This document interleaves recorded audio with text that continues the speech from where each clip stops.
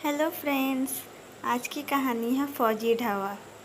तो कहानी शुरू करने से पहले मैं आप सभी से रिक्वेस्ट करूंगी कि अगर आपको मेरी कहानी पसंद आए तो मेरे वीडियो को लाइक शेयर, चैनल को सब्सक्राइब और बेल आइकन क्लिक करना बिल्कुल न भूलें।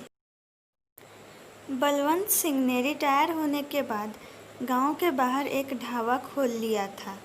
हाईवे पर मौजूद यह ढाबा हर गुजरने वाले ट्रक ड्राइवर की पहली पसंद था। फ़ौजी ढाबा की दाल मखनी और पिस्तई खीर के सभी दीवाने थे।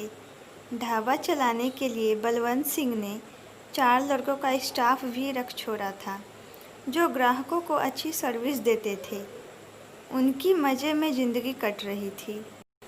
फ़ौज में सूबेदार बलवंत सिंह का बड़ा जलवा था। अपनी बहादुरी के लिए मिले बहुत सारे मेडल उसकी वर्दी की शान बढ़ाया करते थे। बॉर्डर से जब भी वह गांव लौटता तो पूरा गांव अपने फ़ौजी भाई से सरहद की कहानी सुनने आ जाता था। बलवंत सिंह सरहद की गोलीबारी और दुश्मन फ़ौज की फर्जी मुठभेड़ की कहानी बड़े जोश से सुनाया करता था। अपनी बहादुरी तक पहुँचते पहुँचते कहानी में जोश कुछ ज़्यादा ही हो जाता था। गांव का हर नौजवान बड़ी हसरत से सोचता कि काश वह भी फ़ौज में होता तो बलवंत सिंह की तरह वर्दी पहनकर गांव आया करता। गांव के बुजुर्ग तो बलवंत सिंह पर फ़ख्र किया करते हैं कि उसने उनके गांव का नाम देश भर में रोशन किया है। इस बार बलवंत सिंह जब घर आया तो अपने पैरों के बदले बैसाखी के सहारे आया। असली मुठभेड़ में उसकी एक टांग में गोली लगी थी, जिसे काटना पड़ा। 6 महीने सेना के अस्पताल में गुजारने के बाद बलवंत सिंह को छुट्टी दे दी गई और साथ में ज़बरदस्ती रिटायरमेंट के कागजात भी भारी भरकम चेक के साथ थमाकर उसे वापस घर भेज दिया गया। फ़ौजी की कीमत उसी वक्त तक है जब तक कि उसके हाथ पैर सही सलामत रहते हैं। जिस तरह टांग टूटने के बाद घोड़ा रेस में दौड़ने के लायक नहीं रह जाता तो उसे गोली मार दी जाती है, ठीक उसी तरह फ़ौज लाचार हो जाने वालों को रिटायर कर देती है। बलवंत सिंह को बड़ी रकम के साथ सरकार ने हाईवे से लगी हुई एक ज़मीन भी तोहफे में दे दी थी, जिस पर आज उसने फ़ौजी ढाबा खोल दिया था। 2 बेटियां और बीवी के अलावा कोई खास जिम्मेदारी बलवंत सिंह पर थी नहीं। फ़ौज से मिली हुई रकम और ढाबे से होने वाली आमदनी ने पैसों की अच्छी आवाजाही कर रखी थी। इसीलिए अब काम में सुस्ती आने लगी। नौकरों के भरोसे ढाबा चल रहा था। बलवंत सिंह ज़्यादा नशे में धुत रहता था। वह पीता पहले भी था, लेकिन फ़ौज में इतनी दौड़ाई रहती थी कि कभी नशा सवार नहीं हो पाता था।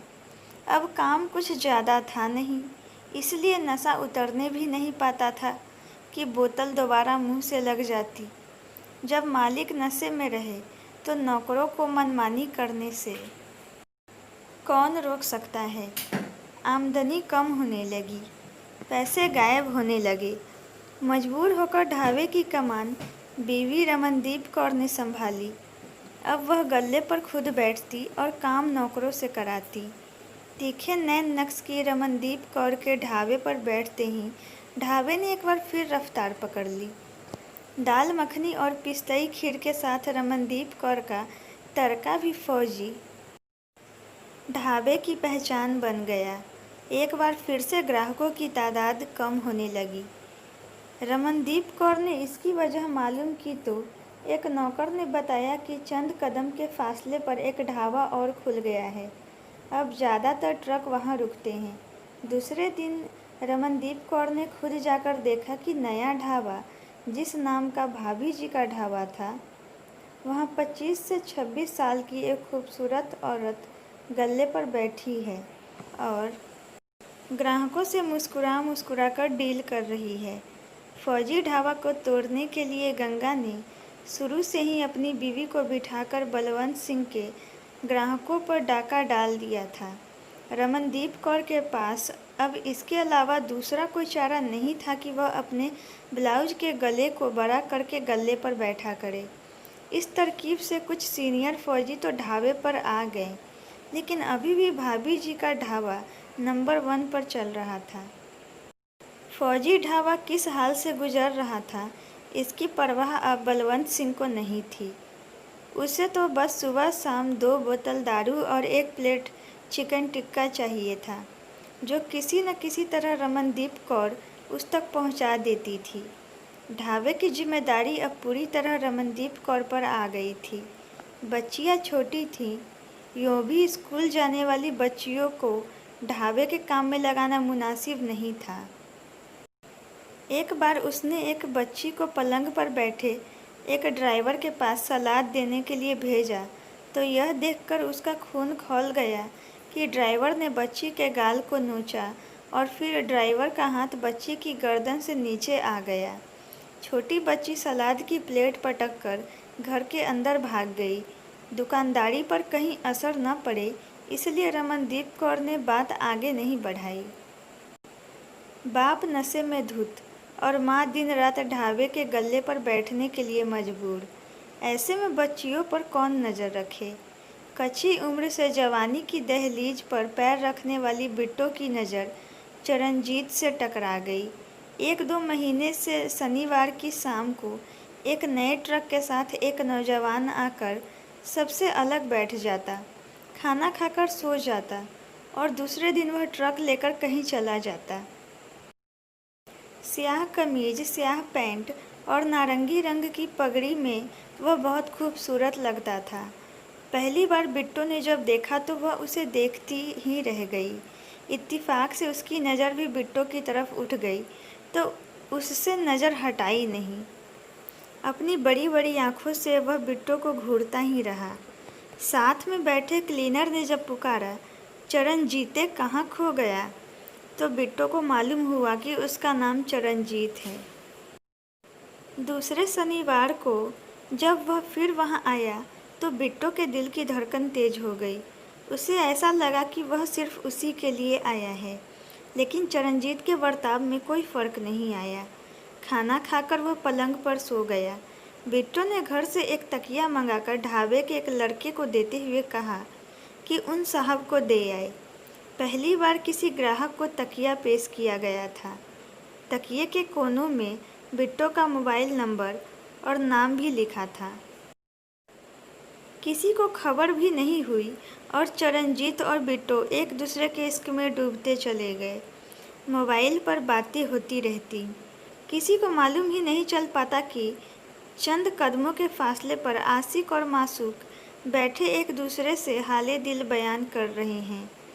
स्कूल टाइमिंग में बाहर मुलाकातें होने लगी। एक दिन ऐसा भी आया जब चरणजीत ने बिट्टो से कहा कि ऐसा कब तक चलता रहेगा, हम लोगों को शादी कर लेनी चाहिए। बिट्टो खामोश हो गई। क्या मैंने कुछ गलत बात कह दी? नहीं, तुमने कुछ गलत नहीं कहा। मेरे पापा सूबेदार रहे हैं। मेरी शादी वे किसी ट्रक ड्राइवर से कभी नहीं करेंगे। फिर तो हम लोगों को अलग हो जाना चाहिए। कहते हुए चरणजीत ने बिट्टो का हाथ छोड़ दिया। अब मैं तुम्हारे बगैर नहीं रह सकती।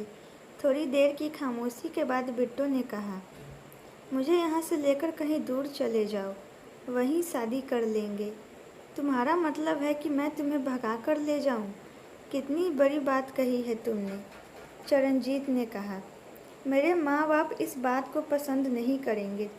तुम्हारे घर वाले भी यही सोचेंगे कि ट्रक ड्राइवरों का किरदार ऐसा ही होता है। बिट्टो, मैं पढ़ा लिखा हूँ, मास्टरी की है मैंने। नौकरी नहीं मिली तो ड्राइवर बन गया। यह मेरा अपना ट्रक है। शादी करूँगा तो इज्जत से करूँगा, वरना हम दोनों के रास्ते अलग हो जाएंगे। कल तुम्हारे मम्मी पापा से तुम्हारा हाथ मांगने आऊँगा, तैयार रहना। बलवंत सिंह ने कभी भी नहीं सोचा था कि बेटियों की शादी भी की जाती है। उसे तो इस बात की फिक्र रहती थी कि कहीं रात में उसकी बोतल खाली न रह जाए। चरणजीत ने जब उसकी बेटी का हाथ मांगा तो रमनजीत कौर के साथ बलवंत सिंह के चेहरे का भी रंग बिगड़ गया। उसे ऐसा लगा जैसे बोतल में किसी ने सिर्फ पानी मिला दिया था। पल भर में सारा नशा काफूर हो गया। तुमने बिट्टू का हाथ मांगने से पहले यह नहीं सोचा कि तुम एक ट्रक ड्राइवर हो? मैंने यह तो नहीं सोचा, लेकिन यह ज़रूर सोचा कि कि बेटी अगर मेरे साथ भाग जाएगी तो आपकी कितनी बदनामी होगी। ट्रक ड्राइवरों पर से हमेशा के लिए आपका भरोसा उठ जाएगा। ऐसा सुनकर बलवंत सिंह का सिर पहली बार किसी के सामने झुका था तो वह चरणजीत था। अपने घर वालों से कहो शादी की तैयारी करे। बिट्टू अब तुम्हारी हुई। यह कहकर बलवंत सिंह ने शराब की बोतल को चरणजीत के सामने ही मुंह से लगा लिया। दोस्तों, आज की कहानी यहीं तक थी। आपको कहानी कैसी लगी ये कमेंट बॉक्स में ज़रूर बताइएगा।